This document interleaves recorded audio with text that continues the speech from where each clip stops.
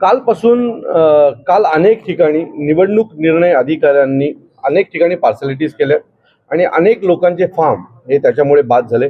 खरं तर निवडणूक यंत्रणेचा जो नियम आहे, निवडणुकीचे जे नियम आहेत त्याच्यानुसार फॉर्म भरल्याच्या नंतर दुसरं जी स्क्रुटनी असते, स्क्रुटनी व्हायच्या अर्धा तास आधी ज्या ज्या उमेदवारांनी फॉर्म भरले ते फॉर्म हे बाहेर डिस्प्लेला लावावे लागतात. त्यात लोक ते फॉर्म पाहतात आणि त्याच्यानंतर त्याच्यावर ऑब्जेक्शन घेतात. सगळ्यात पहिली चूक तिथेच झाली की जे फॉर्म बाहेर नियमाने लावले पाहिजे होते ते बाहेर लावले 3:30 वाजता. 3:30 वाजता जे फॉर्म लावले त्या फॉर्ममध्ये अनेक फॉर्ममध्ये शिवसेनेच्या नगरसेवकांच्या फॉर्ममध्ये निरंकच्या जागी कुठल्याही प्रकारचा काहीच भरलं नव्हतं. आणि नियम असा सांगतो, जर एखादी जागा तुम्ही मोकळी ठेवली तर तो फॉर्म बाद होतो आणि तिथे तसं अनेक उमेदवारांचं झालं पण होतं. मग तिथे असलेल्या सर्व लोकांनी त्याच्यावर ऑब्जेक्शन घेतलं, आरडाओरड केली. आरडाओरड केल्याच्या नंतर ती निवडणूक अधिकारी अतिशय वाईटरित्या सगळ्यांची बोलत होती. मग आम्ही आलो. आम्ही बोलल्याच्या नंतर तिने आम्हाला सांगितलं की आमच्याकडनं चुकून हा फॉर्म बाहेर लावायचा राहिला, आम्हाला हा ॲफिडेव्हिट 11च्या आधी आलं होतं. मी म्हटलं जर 11च्या आधी तुमच्याकडे ॲफिडेव्हिट आलं होतं तर 3:30 वाजता जे तुम्ही बाहेर ॲफिडेव्हिट लावलं ते चुकीचं का लावलं? तर त्याचं त्यांच्याकडे उत्तर नव्हतं. आणि अशा अनेक गोष्टी घडल्यात. आमचा एक मुलगा आहे, त्याचा फॉर्म हा 11 वाजता फॉर्म सबमिट झाला. फक्त एक दाखला असतो, तो दाखला जमा करायचा होता, तो 11 वाजेपर्यंत जमा करायचा होता.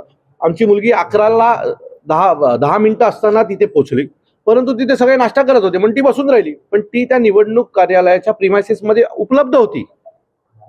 मग तिच्या बाबतीमध्ये असा अन्यायकारक निर्णय का घेतला तुम्ही? सो हे सगळं प्लॅनिंग होतं, ठरवून गेलं होतं. सत्ताधारी एकही फॉर्म कुठेही बाद झाला नाही, पण विरोधकांचे फॉर्म बाद झाले, अपक्षांचे फॉर्म बाद झाले.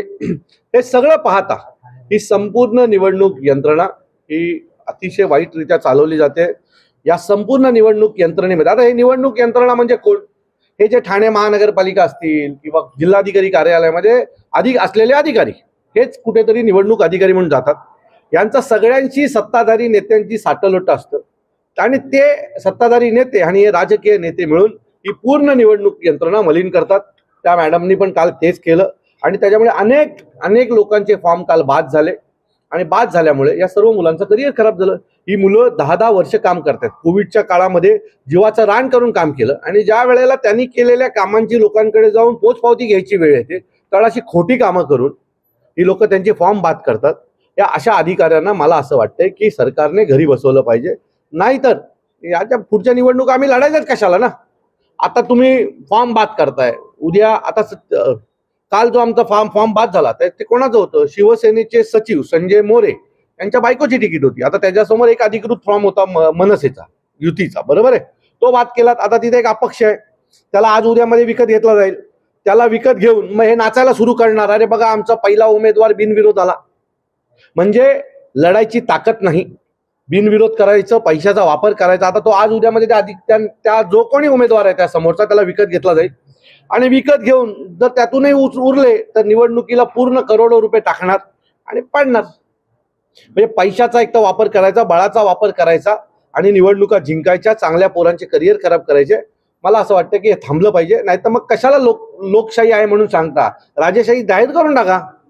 आम्ही राजेशाहीमध्ये जगायला तयार आहोत, पण लोकशाही आहे असं सांगून लोकांची फसवणूक जर तुम्ही करणार असाल तर तो लोकांवर अन्याय करताय असं मला वाटतं.